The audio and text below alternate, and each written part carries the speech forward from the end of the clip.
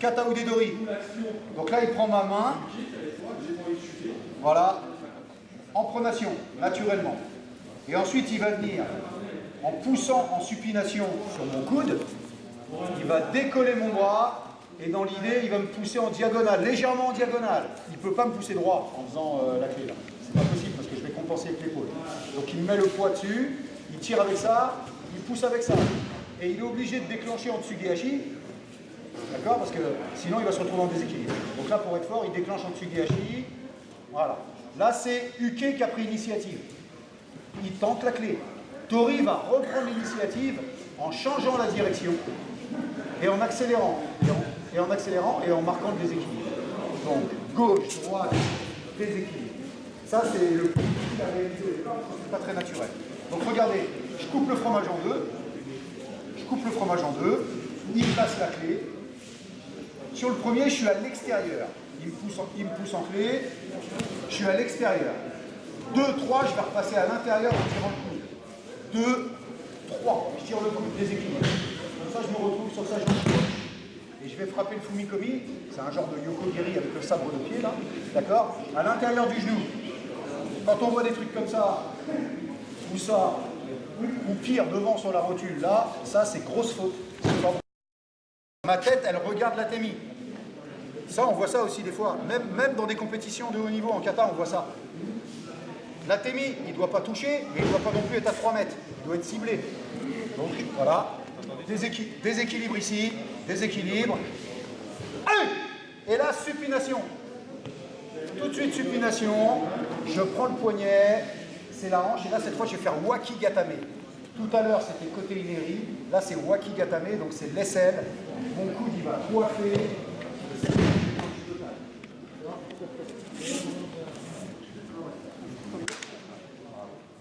Faites-le doucement, vous n'allez pas facile. J'ai mis du temps. Et je mets encore du temps à la perfectionner. Donc là, il lève, il pousse. 1, 2, 3. 1!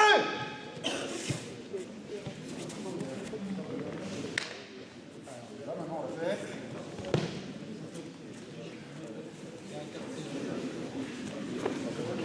Il lève, il pousse. 1!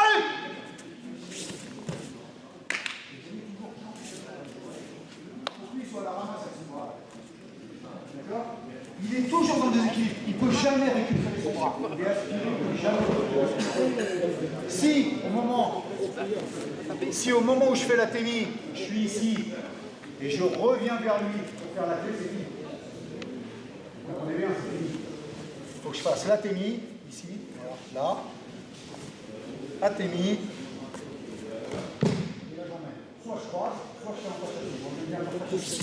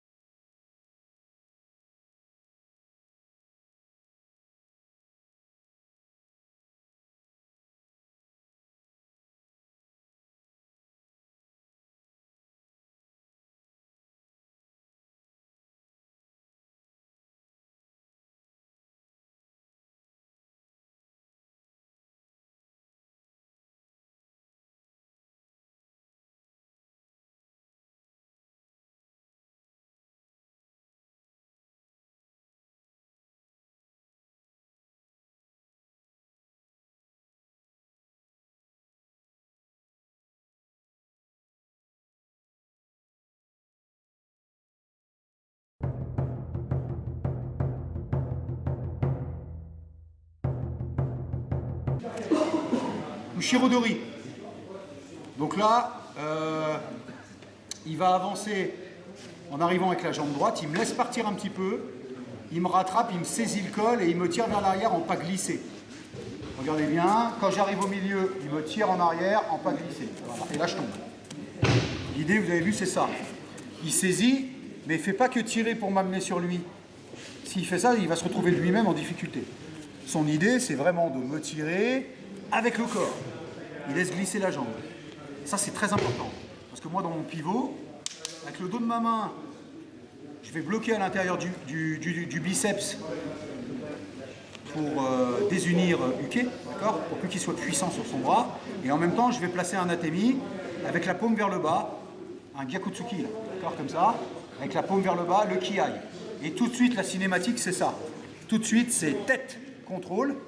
La main la plus proche, elle brosse le coude. Et la main droite vient contrôler la main gauche. Et là, comme dans la première technique, je vais me relever en déplacement latéral, Tsugi-hachi, en arrière. Là encore, je peux faire ça. Je peux croiser, c'est pas une faute. Et je vais aussi l'emmener dans la diagonale. Pourquoi? Parce qu'il a le bras qui est comme ça dans mon dos, vous allez voir. Si je l'emmène tout droit, je peux perdre le contrôle de la tête. Donc pour bien garder ce contrôle au niveau de la tête, je vais me déplacer en latéral. Je vais plaquer là. Là, il va être contrôlé. Et bon, dans l'idée, normalement, je l'emmenais à un moment comme ça sur le latéral, mais légèrement en diagonale. Et je marque, en étant debout, la position de Udegatame. Udegatame, vous l'avez aussi dans la nomenclature. D'accord? Voilà. Donc, il me laisse partir, il me rattrape. La rotation, le blocage et l'atemi, c'est un temps. Aïe! Contrôle avec la tête. Je relâche l'arnoque. Je le laisse passer. Et je viens me placer devant lui pour la technique d'après. On refait. Vous avez vu? Quand il me tire, si je reste droit sur mes appuis, je tombe.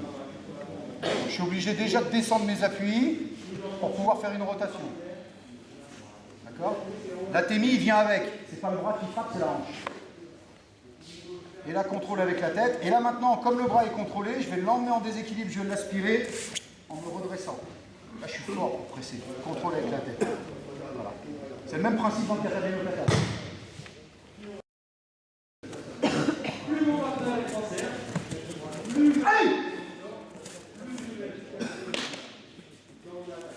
Et je le laisse passer, je me relâche. Et je viens tranquillement me placer pour la 6e technique. Vous voyez, on a presque fini les saisies. Allez, à vous. Alors celle d'après, attention, il y a des détails. Ouais. Donc là, voilà, je fais ma technique, contrôle, je l'emmène. Alors je brosse bien ici le coude, hein, et puis je viens contrôler avec celui-là. Voilà. S'il est comme ça, et que je pose mes mains comme ça, il n'y a pas de clé. Il faut que le coude il soit en haut. Ça c'est vraiment le point technique qu'il faut observer. Je le laisse passer.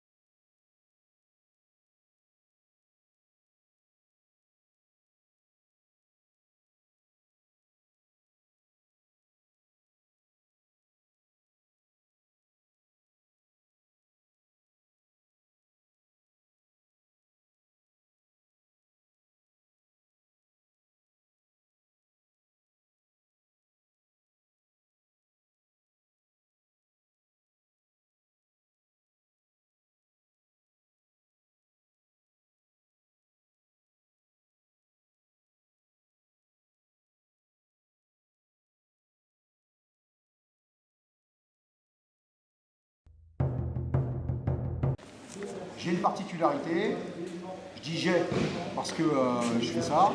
Il y a le japonais aussi qui fait ça, l'ancien champion du monde, la Miyamoto.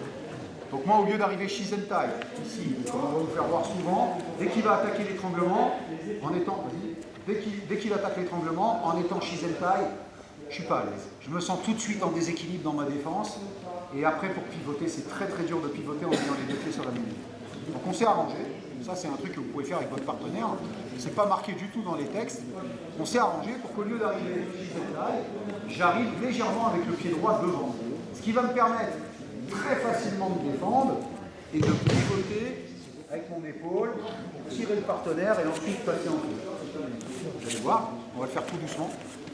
Alors, le point important, en fait, c'est le pivot. Bien, on va le démontrer tout de suite pour ceux qui sont devant. Donc, le point important, quand je suis ici, c'est la défense avec les deux mains sans mettre les coudes. Vas-y, vas-y. La défense avec les deux mains ici, tout de suite, la première main, elle va sur le poignet. Pas ici. Parce qu'après, il va falloir lâcher le contrôle pour reprendre. Et je risque de le perdre. Donc, la main, elle est tout de suite installée sur le poignet, en bout de bras, pour défendre. La deuxième main, pareil, sans engager les pouces, au niveau du coude. Et là, je tire très fort vers le bras en rentrant le menton. Ça, c'est la défense. Ensuite, pour pivoter, c'est pas simplement mes bras qui vont pivoter, mais ça va être mon corps avec mon épaule. Là, mon épaule, elle est forte sur son coude. D'accord ? Je vais pivoter avec mon épaule, je vais décaler ma jambe droite, et dans mon pivot, je vais changer la main pour continuer à l'aspirer en déséquilibre arrière. Avant. Pour lui, c'est avant. Vous voyez ? Je l'emmène par là. Là encore, je suis dans le principe de tirer le bras. Il est contrôlé avec mon épaule. On refait ? C'est absolument ça qu'il faut faire. Après, le reste, c'est de la littérature, parce que vous changez la main en pronation, il est ancré. Donc j'arrive ici, il m'a pris 1, 2, je l'emmène, 3, 4. Et là, je marque la clé. Voilà. Pareil, clé de poignet, Tekubi Osae, la vague, Ayazu sur le coude, ou des gatame. Voilà. Je relâche, et je reste là où je suis. Maintenant, on le fait. Voilà.